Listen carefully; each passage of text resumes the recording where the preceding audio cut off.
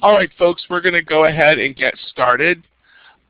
Thank you all for joining us this morning for the Disability Organizing Network's webinar, Election 2014 webinar series. Today's webinar is Voter Registration in the Youth Vote and National Voter Registration Day.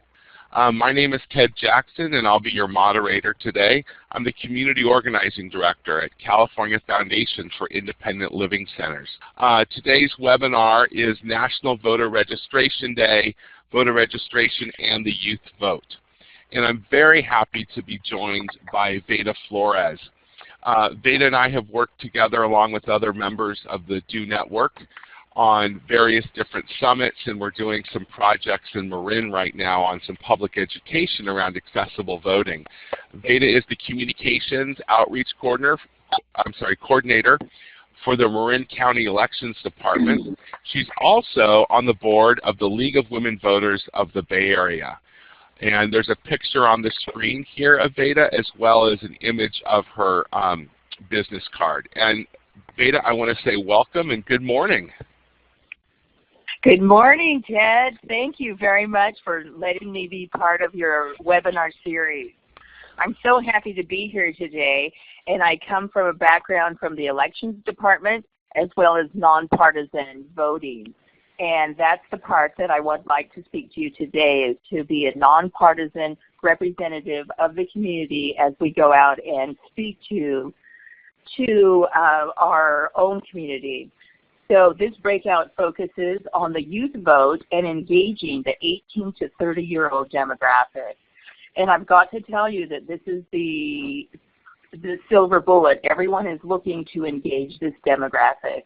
And today we'll look at that demographic, what their interests are, and how to hold a successful voter registration event. Next slide, please. And just before I move it to the next slide, and Veda, I'll do this with all of the slides, there is an image on this slide of someone putting a ballot into a ballot box, and the ballot is shaped like the state of California.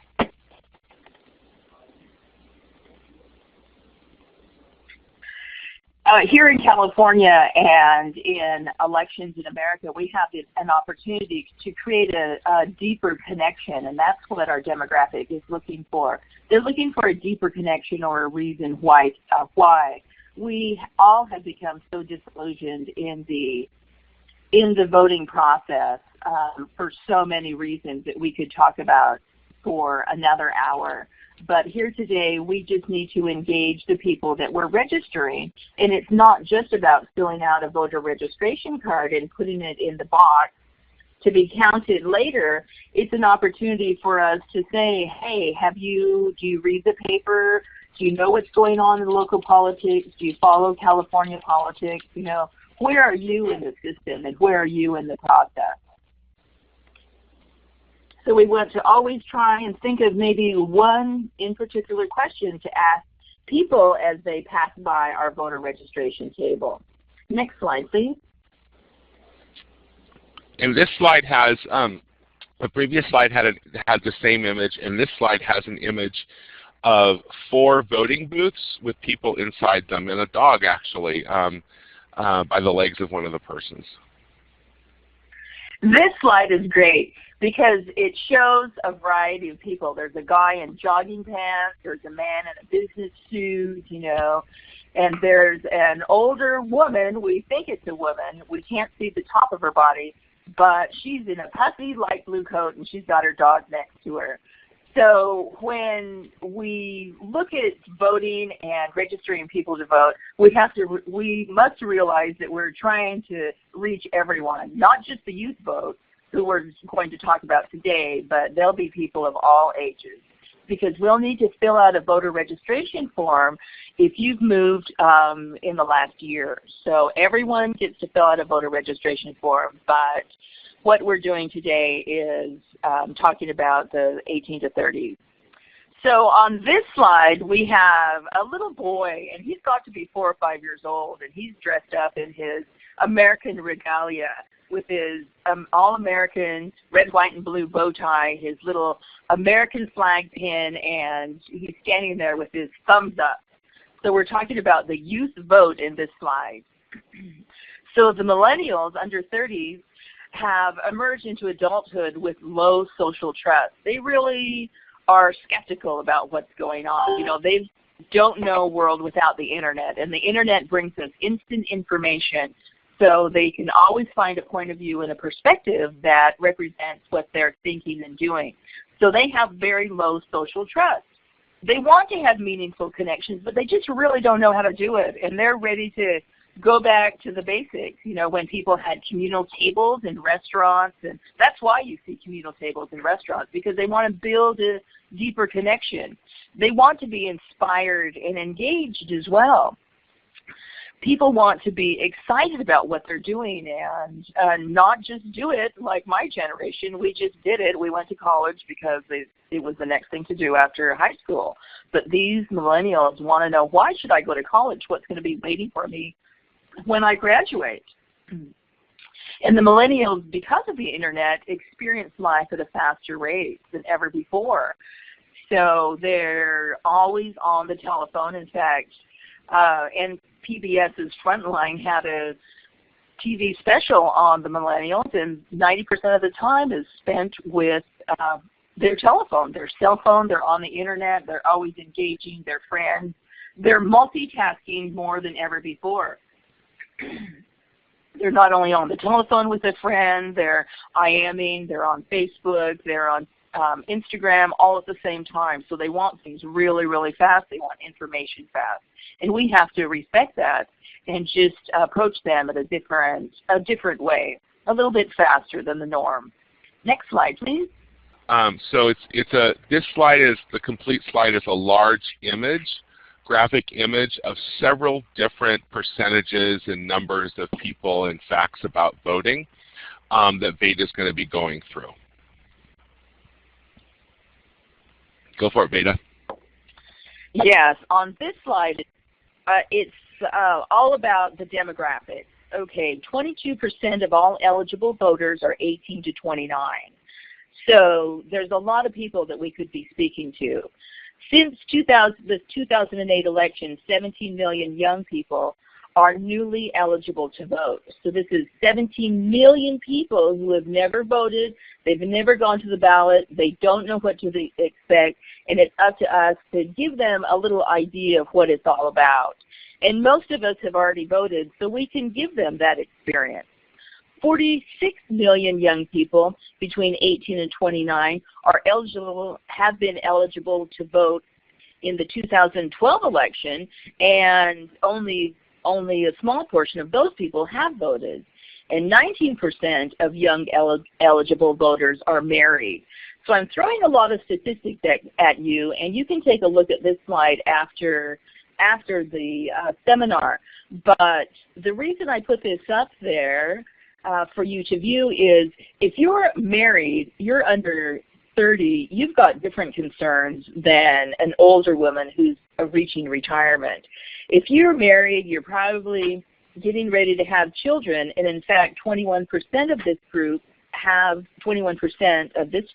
children. So their concerns are very different. They're going to be concerned with taxes going to their school and local politics. Whereas if you're a little bit older, you may be concerned with your Social Security and retirement, which are federal issues. So we have to think about the issues that affect this demographic. 60% of these young people have gone to college, and 40% have not. So for the greater part, they're higher, they have more skills, they're probably are using computers at their job, they read the paper, they're aware of what's going on. And 19% of this group have a parent born outside of the United States. And this is key when we start talking about cultural differences. So this is almost 1/5 of this group of 46 million people, 1/6 of 46 million people is a lot of people who are born outside the United States and have a different value system. So they're going to be, in general, and what our statistics have found, they're going to have a greater interest in family, long-term careers, and longer commitments. 5% of this group are born outside of the United States themselves. So sometimes their parents come from another country, and sometimes they come from another country. And if your parents come from another country, that means you probably don't understand English as well, and the kids have an opportunity to help their parents. And so that's one thing that we have to realize as well. So that many children are firstborn English speakers, but their parents are not. And there are some other numbers below. So we can go ahead and move forward, and I'll let you study this at a greater rate afterwards. And you are welcome to send us questions through TED if you'd like further explanation. So for us, what we really need to do is organize. We need to engage the people that we speak to, and we really need to have fun on this day, September 23rd. And this slide has an image of a brick wall with some very well done graffiti image of a person sitting down and kind of thinking, and the words say, "What's next?" with a question mark.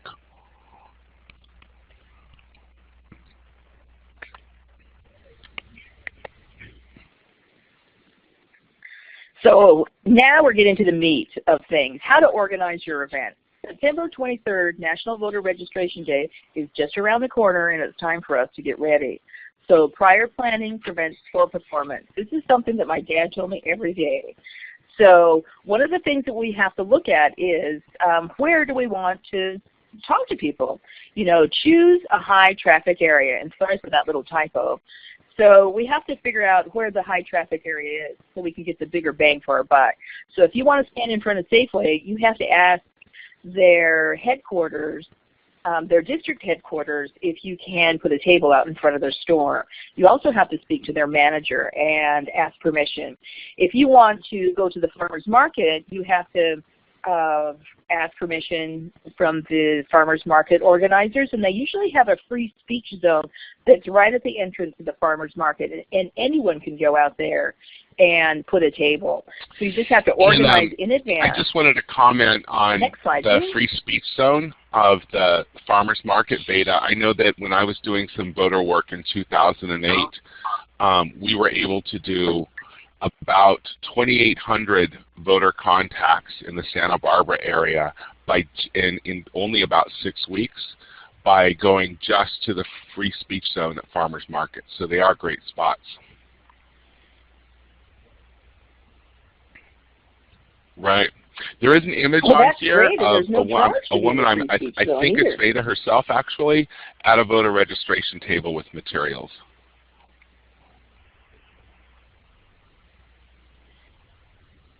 That's me. That's me. All right. The next thing we have to look at is the date. So if you'd like to work on National Voter Registration Day, you have your date, September 23rd. So that is the day you can be a part of the celebration. You can also participate the week before or the week afterwards. So it's always important to look in the local paper and see what else is going on. If there's a major fair going on at the fairgrounds, then being downtown in your local town may not be the best location. So find out what's going on to reconsider the best location. So if there's a major fair going on, then you'll want to be in the free speech zone at the fairgrounds. So take advantage of where the people are accumulating.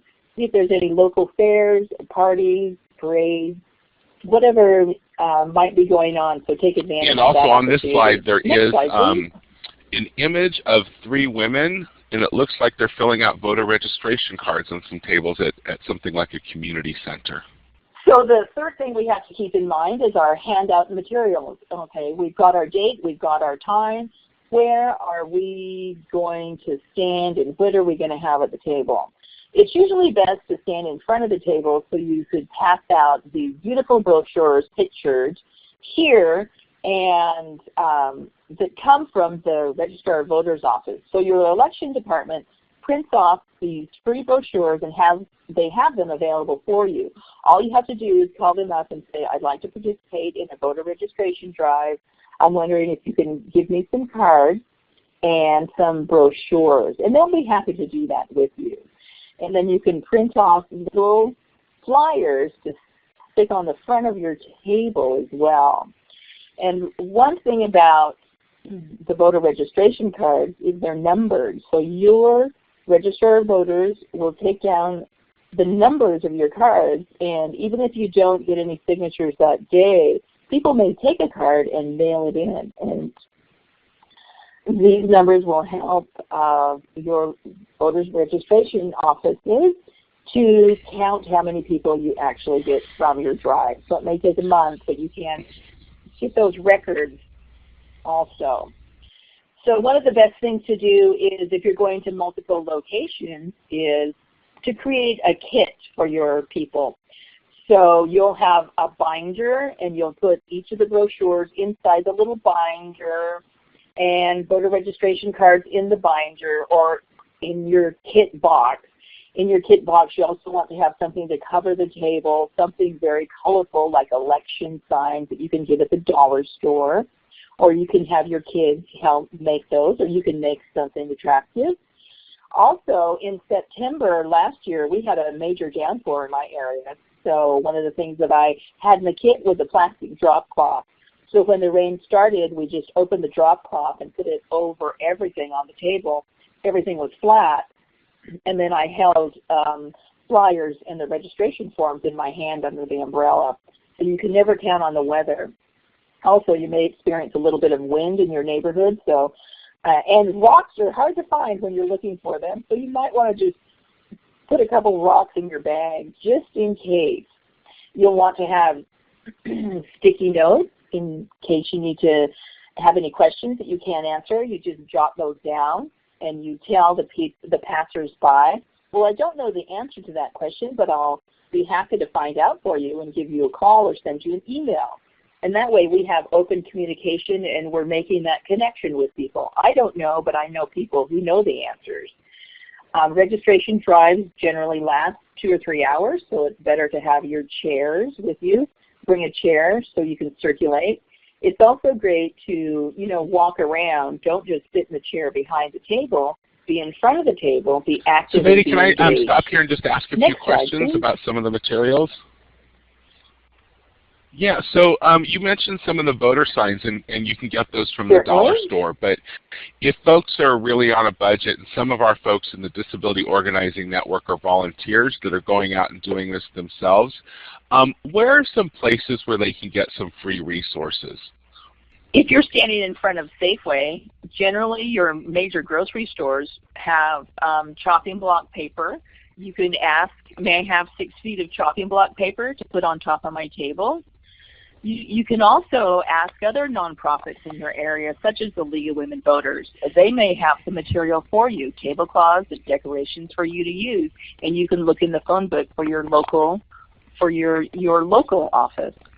If you stand in front of churches, a lot of times they'll have free resources for you as well. So when I went to the dollar store, I spent $5 per table. So this may not be in the budget for some people, but it's really inexpensive. That's great. That's really, really wonderful advice. And I like the fact that you brought up churches, because faith outreach when doing voter registration or even voter education and GOTV is really important.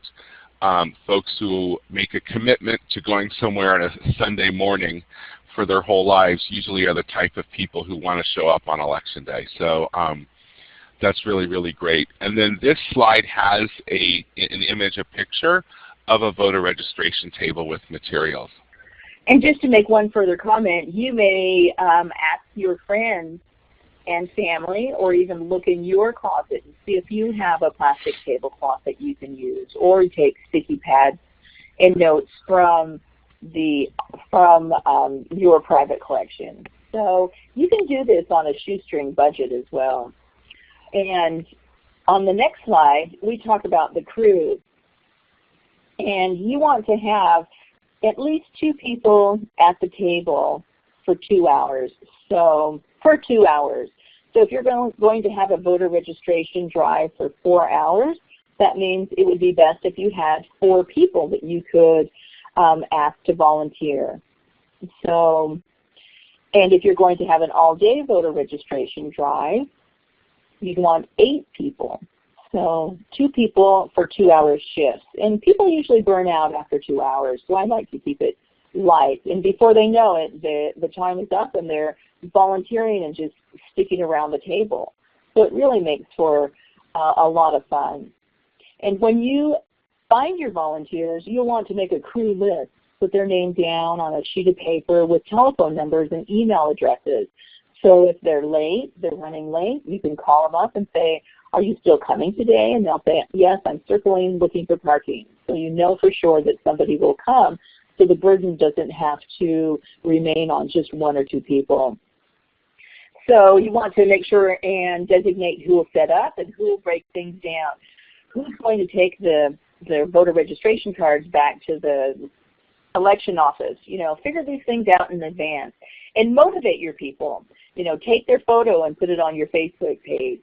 Make sure and ask them to invite a friend also. So make it fun. Try and make it fun and motivate people to come by saying, you know, you're doing your duty, your American duty, you're participating in the process, you're being American, you are being a #1 volunteer, and at the end you can even give them a small voter appreciation certificate that your county registrar. And this slide has an image of two people smiling, happy, and working a voter registration together and doing some teamwork. And when I say have fun, I mean innovate. I went to a Japanese festival in San Francisco, and these Japanese students from the Asian Pacific Islanders American Public Affairs Association were doing a lot of fun things. In fact, they had a cardboard cutout of the mayor and a cardboard cutout of the president, and they would take your photograph next to it. They didn't give you the photo right away because they wanted to make a deeper connection. And how did they do that? They put all the photographs on their Facebook page. Or they got your email address and they said, well, email this photograph to you. So they created a deeper connection, and in the future they can send out reminder emails, don't forget to vote, here's your photo with the president. So take a picture and refer to the website. You know, you could do something fun. A Latino group that I worked with had some basic civic questions. They had a big spinning wheel and they got a donation of free plastic necklaces that they were giving away. And you spin the wheel and they would go down to question number 5 and they'd say, how many U.S. senators are there? Does each state have? And if you answered the question right, you got a free necklace, or you could spin the wheel again for the bigger necklace, for 2 necklaces. So you have to really think outside the box. This Asian group also had candy that they gave away, and they had these little strips of paper which gave their website so they could go look at the photos. So they could eat the candy, keep the little slip of paper, and go find their photos. Photos are the best way to connect people. If you can take a picture of somebody and say, I'm going to have it here for you, and you can download it for free, the community loves that. And this slide has an image of some Skittles, some candy, with a little paper strip attached to it, like a little flyer and advertisement. All right, another great thing to do is take your iPad. Voter registration can also be done on site on the internet. Okay, how do we get on the internet?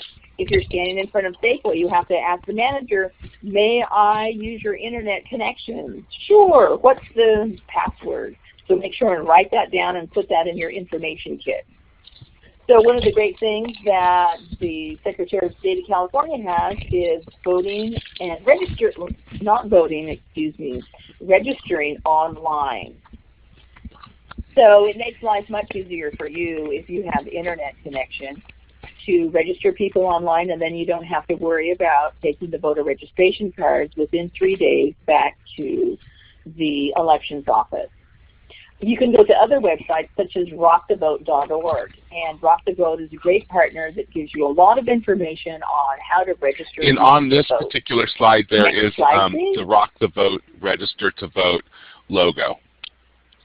On the Rock the Vote website, and here we have an image of the first page that you see if you go to Rock the Vote, registertovote.org, another partner, and it's a map of the United States. And so you just click on your state, the state of California, and it sends you through to the registrar of voters office so you could register online. It also gives you 1, 2, 3 steps of how to do it, how to download the form, how to mail it, or you can email it. So it gives you several different options if you want to get a voter registration form or if you want to go directly and register online. They walk you through this process, and all you have to do is choose your state. Next.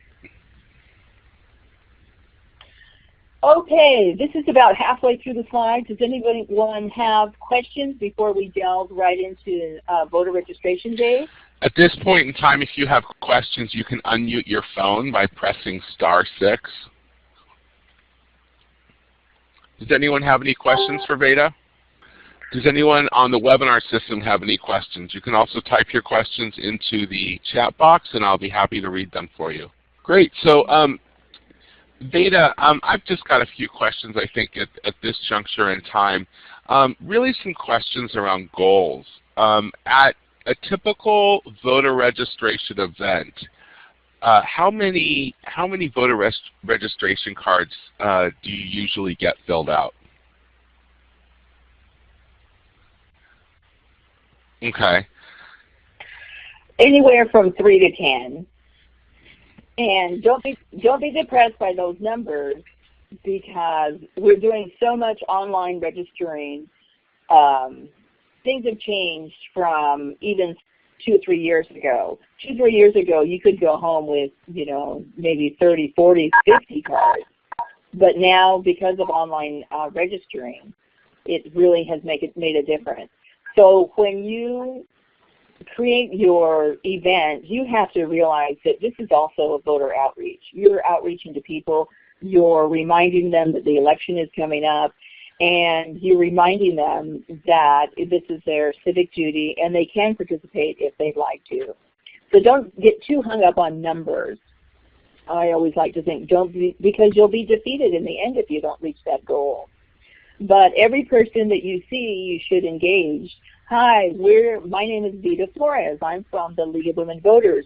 Are you interested in talking about voting, or are you registered to vote? Or another good question is, have you moved in the last year? Just try and engage the public non-defensively. Nobody has to vote if they don't want to, and many people in the area are already registered to vote.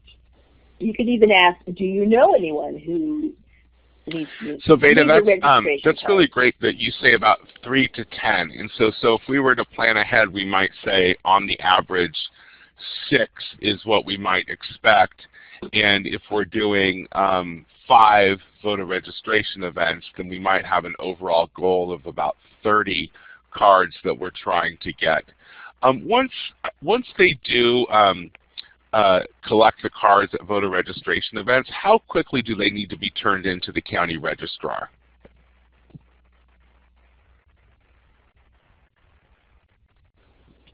Every state is different. However, in California, you have 3 days to turn these cards in. Remember, these are public documents, and you can be fined up to $2,500 if you don't get your voter registration card to the elections office within 3 days. So make sure and mark the calendar and put that in your tip as well. Return the card 3 days afterwards. And when is the last day to register people to vote? The last day to register to vote in California is October the 20th. So all forms have to be into the election office. They can't be mailed like your taxes. They actually have to be into the office by 5 p.m. on October the 20th. And if someone comes to you at 4 o'clock on October the 20th, what would you tell them?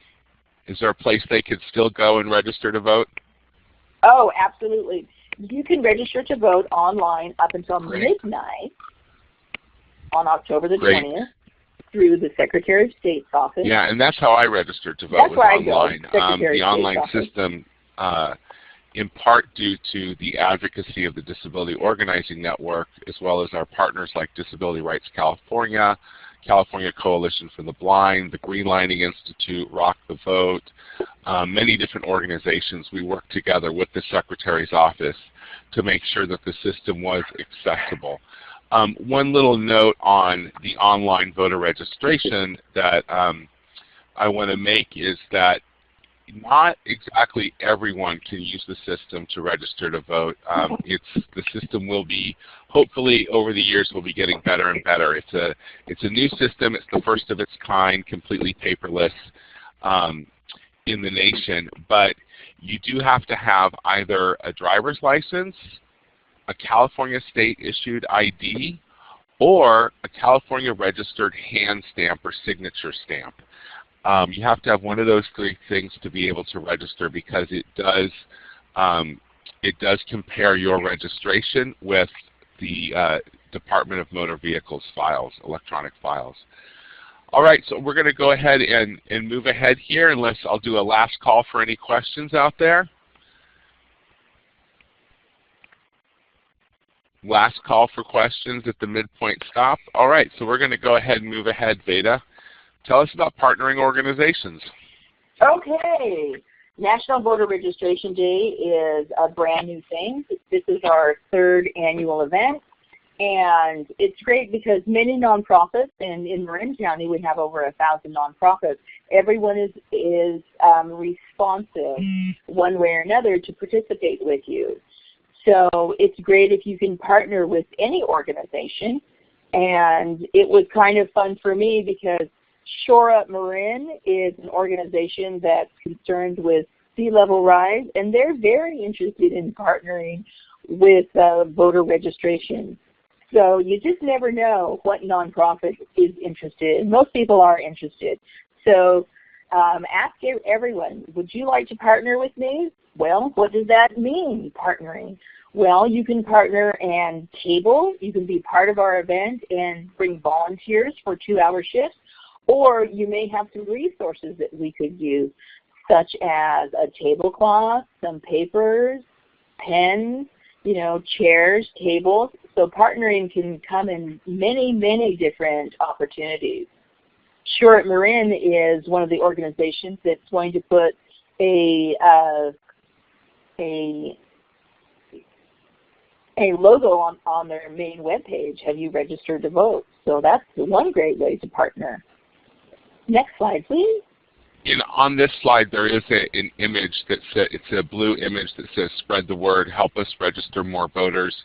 Here are the best ways of getting out the word." And there's nothing like face-to-face contact, talking to people. So you have to get your rap down, as they say. I'm Veda Florez. I work for the Elections Department, so I'm registering people to vote today. Would you be interested in registering to vote? There's one great way. You can also go to your local newspaper, and there's an email address right by the editor's name, and you can email him. Hi, I'm from the DOnetwork, and we're registering people to vote. What's the best way to get this information into your newspaper? And so you email him.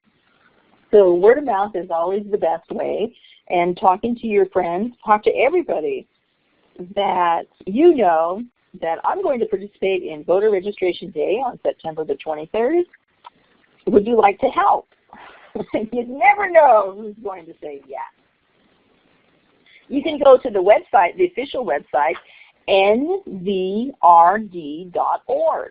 and they have everything that you need to become a partner. See this table here? Everything that you see there is from NVRD. You can even get free clipboards if you sign up far enough in advance. And on your voter registration table, you'll want to make sure and have a clipboard just in case they may want to step away and fill out some information in private. If you go further down on the NVRD.org site, National Voter Registration Day site, you'll see these 3 boxes. Share via social media. That means you can click through to your Facebook page and share with them that you're participating with National Voter Registration Day. They also have email templates that you can use to send to your friends. And you can also promote your voter registration event with their posters. So they have 3 different styles that you can use. posters, and those are pictured here. And you can design your own web kit by clicking through on this number 3. Next slide. And I'm just going to do a reminder now, folks, in case you unmuted your phones during the question period, please remute them right now by pressing your mute button or pressing *6 to mute your phone. And I just wanted to say this entire slide is an image, and it's the fold out of the Rock the Vote voting pamphlet, which has all the information in it that Veda just went over. In your voting kit, and this is an image from the National Voter Registration site, they have everything that you need. So they have logos for you to put on your website. They have logos for you to put on any handout. They have pre-made toolkits.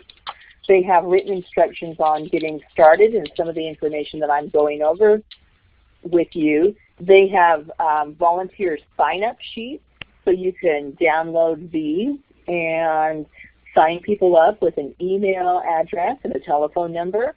And they also have information and rules on absentee voting and ballots. So if you're interested in putting a voter registration table at a local college, there's guides for college campuses and how to contact your registrar of voters, and an information sheet that I highly recommend, which is something on nonpartisan politics. So what does it mean to be nonpartisan? So this guide is excellent, and we can follow up with this for each of our attendees on nonpartisan politics. If you have further questions, you can always contact your local League of Women Voters. Veda, this is Ted. Nonpartisan politics. Since we're streaming along here, we have a little bit of time. I know that making sure that we're being nonpartisan and not electioneering or campaigning for any particular candidate or issue is important to the people that are on this webinar and folks that will be watching it later. So could we maybe stop and just talk for a moment about what it is to be nonpartisan?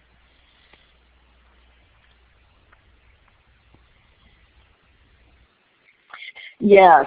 When you're at your voter registration table, one of the things that you may want to remind people is you're not getting paid to do this. You're not getting paid per hour, or you're not getting paid per voter registration card. You're doing this because it's the American thing to do, and it doesn't matter where they stand on the aisle, if they're red or they're blue, if they're Democrat or Republican. We're doing this because we want you to make an informed decision. So it doesn't matter where you come from politically. It's important for us to just invite people to participate in the process. And that's what National Voter Registration Day is about. So when you start talking, somebody asks you, well, what's on the ballot? You can tell them what's on the ballot. Oh, we're voting for a 1/4 cent increase in our taxes. And somebody says, well, what do you think about it? And you can say, well, I have my opinion, but the elections office has pro-con information which you should read first, and then we can talk about it afterwards. So always give them the responsibility of doing their homework, or saying you can find more information at smartvoter.org about the candidates, or about the propositions that are on your ballot, or about local measures. So just make sure and invite them to do their homework, and let them know that the League of Women Voters is a nonpartisan organization that creates videos and written material for them to make it easier to do their homework.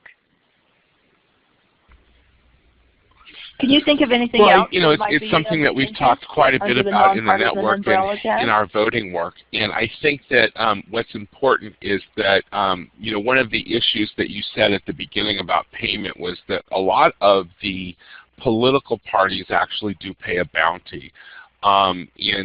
In 2010, for example, there was a record high bounty of $15 per registration card that was being offered in Northern California by the Republican Party.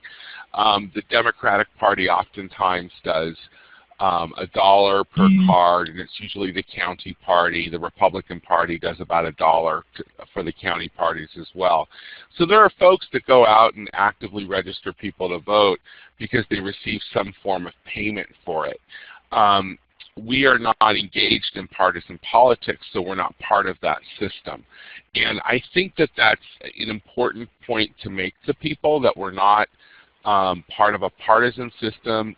We are not political in that sense. We are simply offering the opportunity for folks to register to vote, no matter what party they are, whether they're Democrat, Republican, Green, Libertarian, or no party preference, which is what we call independence here in California, and that we're offering that opportunity to everyone. For those of you who are paid staff of an independent living center or a fellow nonprofit organization in the disability community, really what you're being paid to do is to organize the effort, but not to actually register people to vote, because people register themselves to vote when they fill out the form. Even if you offer assistance, they're registering themselves to vote. So everything is transparent when it comes to that. And I think that for me personally, when I'm at a festival or a fair, and I've moved, I used to move around because of my campaign work a lot, and I wanted to re-register to vote, I really enjoyed registering with the League of Women Voters or a group like that was completely non-political and non-partisan, because I really trusted that my voter registration was going to go through.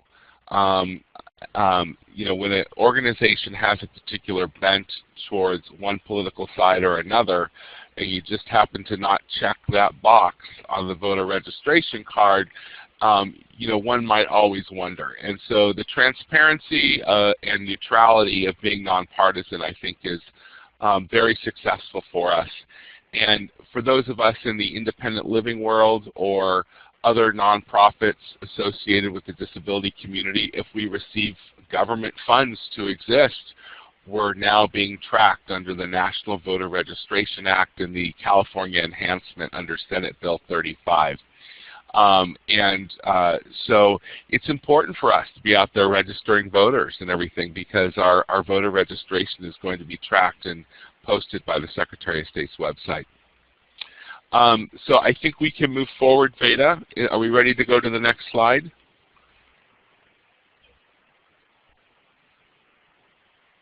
Okay. Yes, and as long as we're on this, let me just take a moment to speak to you about what to do with the voter registration cards afterward and looking at those registration cards. If you want to put your voter registration card on a clipboard and hand it to them with a blue or black pen and actually say, would you please fill out this information? And as you made a note, we need to have a California driver's license or a Social Security number and the information that you listed before. If you assist them, like writing on the form in any way, you'll need to sign it on the back. It just means that someone actually helped them, and you put the date and you put your signature, and it's okay to do that and to help people to vote. So at the bottom of the ballot, there's a tear-off form. So you actually tear it off at the perforated mark, give them what I call the receipt, and show them the tracking number, because they'll want to keep that information. Once you give those voter registration cards back to your elections department, they're going to immediately send something out that confirms that they got their voter registration card with the same number, so they know that they're in the system. And if they haven't, you'll want to remind them, if you haven't received anything in 2 weeks, make sure and call the elections office. And when you give them their receipt, you also give them a little brochure at the same time, which has the elections office telephone number. So it's important that they know that they can track their registration form, that there's some accountability for what you're doing as well. Once the voter registration card is filled out, you'll want to put it in a file folder or a manila envelope, and that's something that you can get from your partners. So put those voter registration cards in a secure location to hand off to your elections department within 3 days. If you can get you to your elections department in 3 days, you're welcome to call the League of Women Voters and hand them off to the League, and we'll make sure that they get there.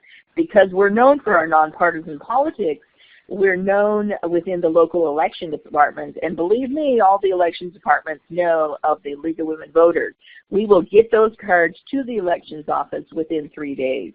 And hopefully you will call up your local League of Women Voters and let them know that you're going to have a voter registration drive, and ask them if they'll deliver, if you want, deliver the registration forms to your local elections office. Now I'm ready to move forward. Great. And I just wanted to say really quickly that this Next entire slide is an image from the National Voter Registration Day.org website, and it's the field toolkit that you can, field toolkit page that you can build your own toolkit with.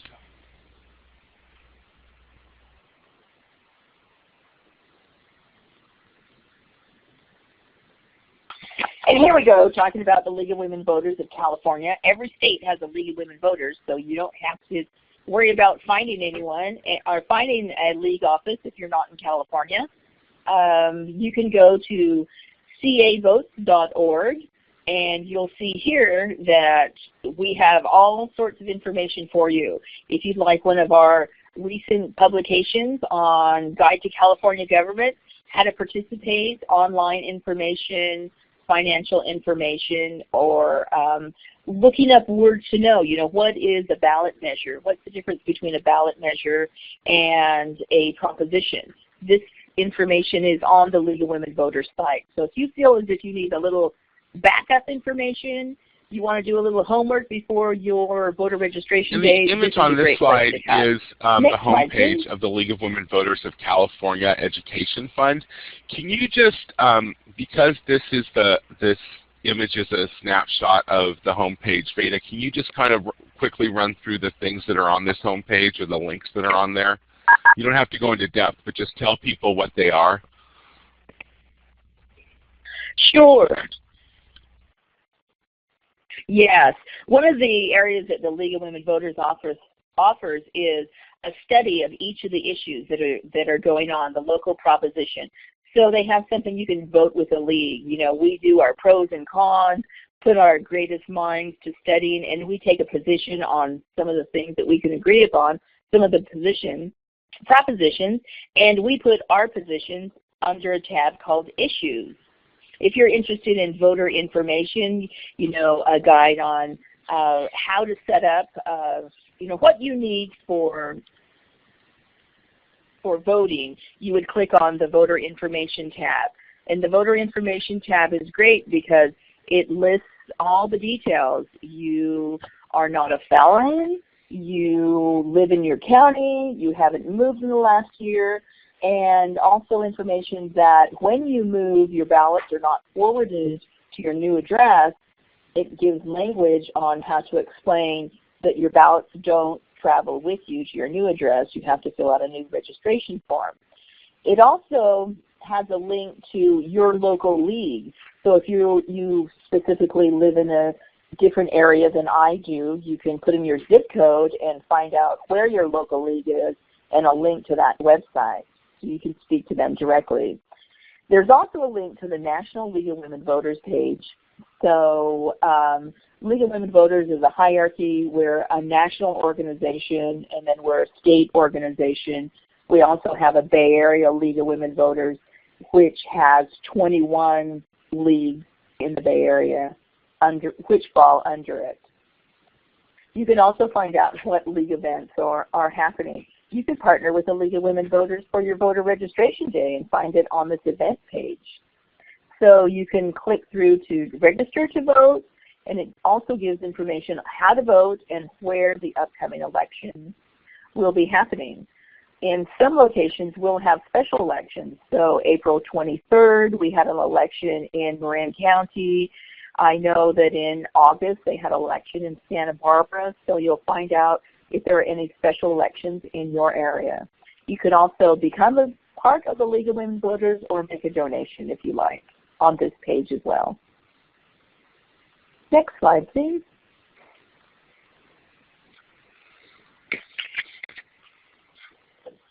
Another great group, and which is one of the lead partners, is Rock the Vote.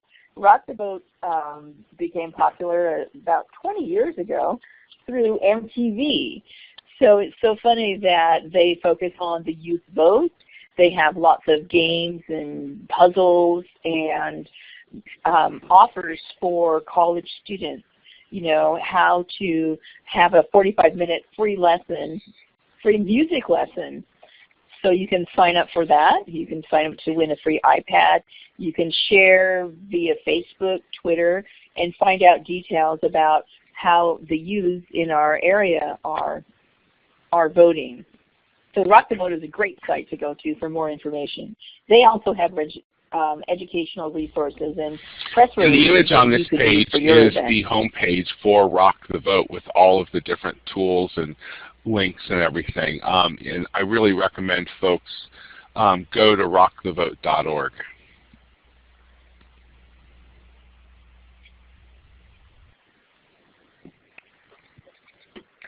Seems like everyone's getting into the voting process, and everyone's trying to engage that 18 to 32-year-old. Here's another group, fightapathy.org. So nonpartisan, another nonpartisan partner. The gamers are getting together to register people to vote. Beauty queens, local beauty queens are getting together to register people to vote. So all sorts of different factions are getting together to register people to vote, and here's a perfect example. So I hope that you go to fightapathy.org and find out what they're doing when you plan your voter registration event. And this slide has an image of folks. It kind of looks like reminds me of a college campus student union or something like that, and there's a board on the wall that says, "What do you believe in?" And people are writing with Sharpies and markers about what they believe in.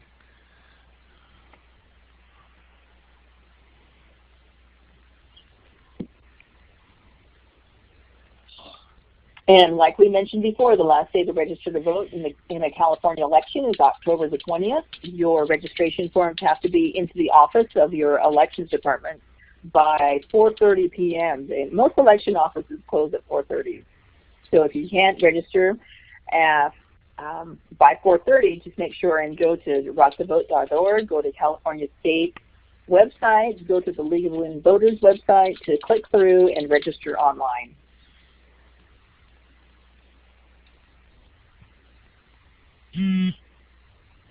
Next slide, please. Okay. And what to do once the election is over. Okay, the election is over. I've registered my people. Now what do I do? So your volunteers, you have to gauge your volunteers and see if they're still excited in the election. So your ballots, your sample ballots are going to come 30 days before the election. So one of the things that you can do is have an election party with all the volunteers. Maybe you could get together for a coffee or a potluck, or get together in your office and have a fun event afterwards to just read through the ballot or look through the ballot and see what's in there. So if you take a little bit of time and speak to people about the things you don't understand, and believe me, there are many things to vote on that can be difficult, and I have difficulty myself when it comes to some of the state propositions. It's fun to do it with people that you know, and you can do that through the League of Women Voters, who has a free website. And all you have to do is put in your zip code, your street address and zip code, and it'll bring your ballot up. And then you can look at the propositions, the pros and cons of any proposition. Also, you can see the candidates for any election. So the candidates are offered a free web page, and they put in their information within the Smart Voter website. So you can go and compare the candidates side by side, and you can do that with friends at these election parties.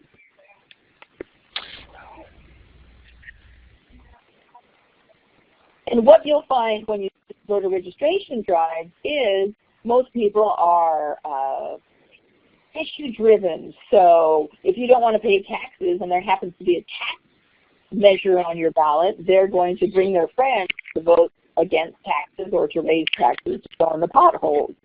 So you have to remember that during your drive, it's good to look and see what's on your local ballot, and you can do that by going to your election website and inform yourself a little bit about the issues. That way it's easier for you to engage the people that are walking by. Next slide, please. All right, so we have some question time now, and after the question time we will have a few more slides about some DOnetwork things. But I really want to thank Veda for her presentation. Now it's time for us to ask some more questions. So are there any more questions out there? I know that we talked about September 23rd as National Voter Registration Day.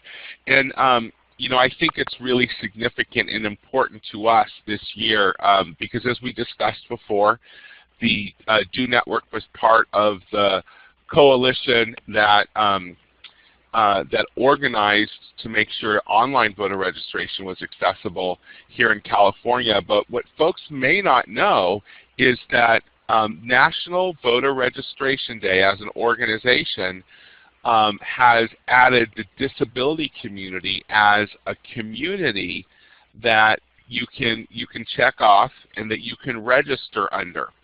And this is the first year that they've had that, and that is a result of the direct advocacy of members of the Disability Organizing Network after the 2012 election. The other interesting thing is that their website is also now accessible.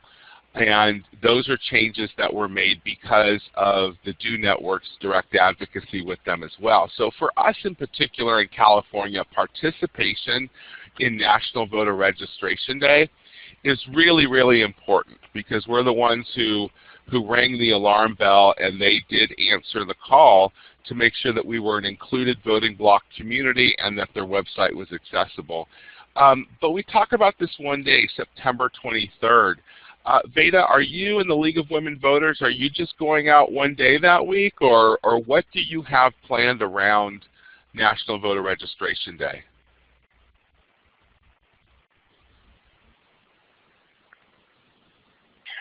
Our efforts through the Elections Department is to have 23 different locations on or by September the 23rd.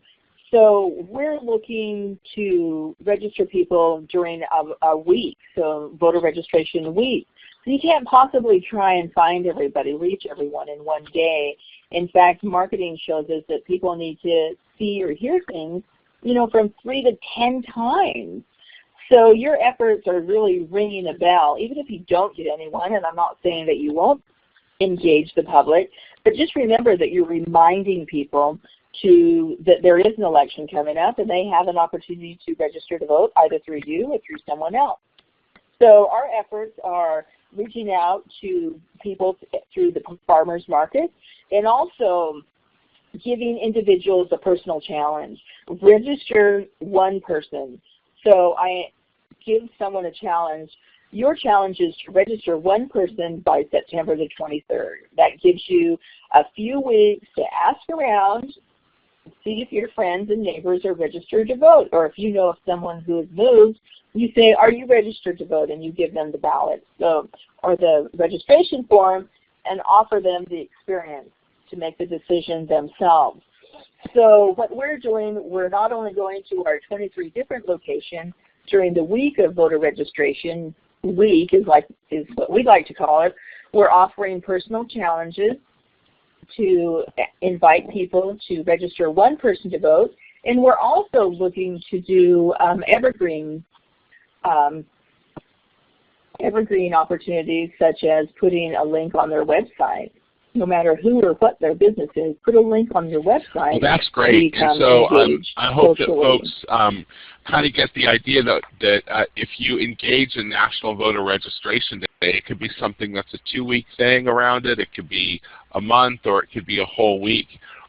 People at different independent living centers have done different things. I know that the center in Hayward does around the days around National Voter Registration Day has opened their doors as a voter registration stop-off point. So whether you're kind of providing an opportunity for some in-reach, some people to come to your office, or you're going out into the community, there's a lot you can do with it. And as Veda showed us today, we don't have to recreate the wheel and recreate, a lot of new materials or toolkits or anything like that. Those resources and information are out there through nationalvoterregistrationday.org and through rockthevote.org. They've got the toolkits for us. The county registrar has the voter registration cards for us. They've got the materials, and all we really need to do is find the people to sit at tables and to go to places and help register people to vote during the month of September. It's really important that we increase the disability vote and really ramp it up in 2014. So Veda, I want to thank you today. The two images on the slide here are the Disability Organizing Network logo and Veda's business card. And Veda's email is vedaart9@gmail.com. And it's her League of Women Voters of the Bay Area business card that's on here. Also, Veda's contact information that's on her business card is in the screen reader accessible outline of today's presentation that is downloadable from the confirmation email that was sent out to everyone. I want to thank everyone for joining us today. And please check out the Disability Organizing Network on the web through our interactive website, disabilityorganizing.net. That website, probably about next week, will have our updated voting page with resources for the 2014 election. We're also on Facebook at facebook.com/DOnetwork.org, and we love to Twitter here at the Do Network. And our handle at Twitter is @DoNetwork.org. There's no dot between work and org, so it's just @DoNetwork.org. And don't forget that we do have a Do Network training library. It's on our webpage. If you go to disabilityorganizing.net, click on Trainings and Events, and then at the top of the page, click on the Training Archive Library. If there are no events listed upcoming, it'll take you to the Training Archive Library right away. And finally, please take the survey. We really thank you for participating in today's webinar, and we would appreciate if you would share your experience with us by completing the survey. Your feedback is highly valued, and participation is greatly appreciated for our future webinar opportunities. So I want to thank you all for attending today's webinar, and don't forget, we are going to ramp up the disability vote in 2014. Have a great day, everyone.